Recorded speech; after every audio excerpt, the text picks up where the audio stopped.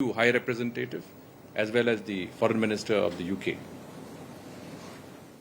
A number of steps have been taken over the last month or so to deal with the emerging situation in Ukraine, including the contingencies that could arise, and I'm referring to the situation as we see today. We started the registration of Indian nationals in the Ukraine about a month ago. Our embassy anticipated the need to connect and be in contact with all Indian students in the Ukraine. Based on the online registration process that was conducted by our embassy, we found that there were close to about 20,000 Indian nationals, including students in the Ukraine. Of these, about 4,000 have since left the country. We have taken a number of measures to facilitate flights out of the country. This includes removing the cap on the number of passengers that could fly out of Ukraine that was imposed by the civil aviation authorities of both countries. There was a 440 numbers that could fly out every week. That cap was removed. We also ensured that the number of flights were augmented rapidly from about twice a week to about 2 flights a day. And that enabled us to get at least 4,000 of our citizens and students out. We should also remember that there were a number of other options available through flights to Dubai and Istanbul and other places from Kyiv. Our embassy in Ukraine continues to be functional, is rendering all assistance possible to Indian nationals there, notwithstanding the fairly complicated and evolving situation that we find ourselves in. The embassy has issued a number of advisories in recent days. Today itself, the embassy has issued 3 advisories, and these provide advice to Indian nationals on the situation as it evolves, travel towards safer places, including western parts of the country that will facilitate the exit by road and other means, safety precautions that our citizens could take, etc. Our ambassador has also sent a personal message to all Indian citizens in Ukraine, providing advice. We are consulting universities, student contractors in the process of providing for the welfare and safety of our students. A control room has been set up in MEA. Now this control room has been functional for the past 7 or 8 days, but we have seriously augmented the strength. We have over 20 officers that are manning these control rooms, this control room in the Ministry of External Affairs on a 24/7 basis. Just to give an example, till now and just today, we have answered 980 calls and dealt with some 850 emails that were sent to this control room. Our embassy in Kiev has also set up a helpline, 24/7 helpline center. The other measure that we have taken is that we have dispatched Russian-speaking officers to Kiev and to the countries neighboring Ukraine. Russian-speaking because the language there is Russian. If you are not Russian-speaking, your utility is far more limited. Some of these officers are already reached and are functioning. Some will be reaching shortly.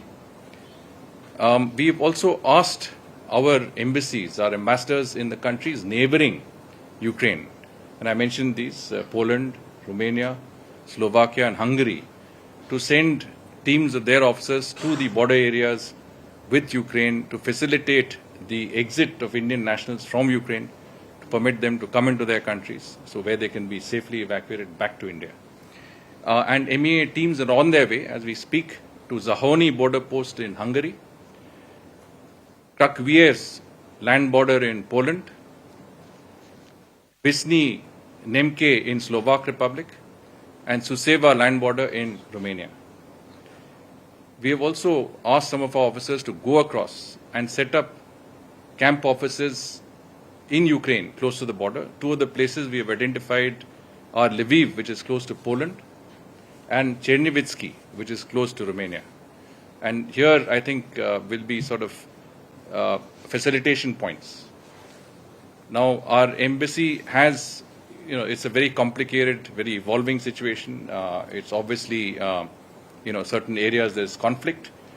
We can't have a single sort of advisory that fits all situations. We have to evolve. We have to see where we are and how and which part of the country you're located and what the situation is. Generally, if we are advising that if you find yourself in a certain difficult situation, then you should remain in secure areas and shelters, etc. If you can, you move westwards towards the borders with some of the countries I mentioned. And these advisories will be continuously issued. These helplines are for that purpose, so that depending on the situation, that advice can be given. One important step that we have taken, because a number of our students were reluctant to leave because the authorities, university authorities had said that the classes must be offline. We have now persuaded all the universities and institutions to allow online classes, and therefore students can actually leave without having to face the strain of not being able to or missing out on their classes. As I said, the situation on the ground is difficult and is rapidly evolving. I want to take this opportunity to assure all Indian citizens, including students in Ukraine and their family members, that we will take all possible steps to bring you back safe and sound, bring your wards back safe and sound. Prime Minister has specifically stated that the Ministry of External Affairs should do everything possible in coordination, of course, with other ministries involved to ensure that facilitation on the lines that I discussed, helplines, control rooms, officers available, shelters, accommodation, facilitation in every manner is done for our citizens. We, of course, had a few citizens outside our embassy also. I'm told that at least all of them, I'm talking about numbers of about 200 to 250 of our citizens, have been accommodated in schools in the area. The embassy has been asked to facilitate their requirements, and depending on the situation, we will have them evacuated westwards. As you know, this government has been very focused when it comes to the welfare of Indian citizens in difficult situations around the world. We have had a lot of experience in facilitating and arranging such evacuations. The Vande Bharat mission, which is the largest repatriation exercise of its kind, was undertaken during the peak of COVID times. More recently, we had Op Devi Shakti, which is involving the evacuation of Indian nationals from Afghanistan, from a conflict situation. We will obviously have to take into account that every situation presents its own challenges, and we have to deal with it accordingly.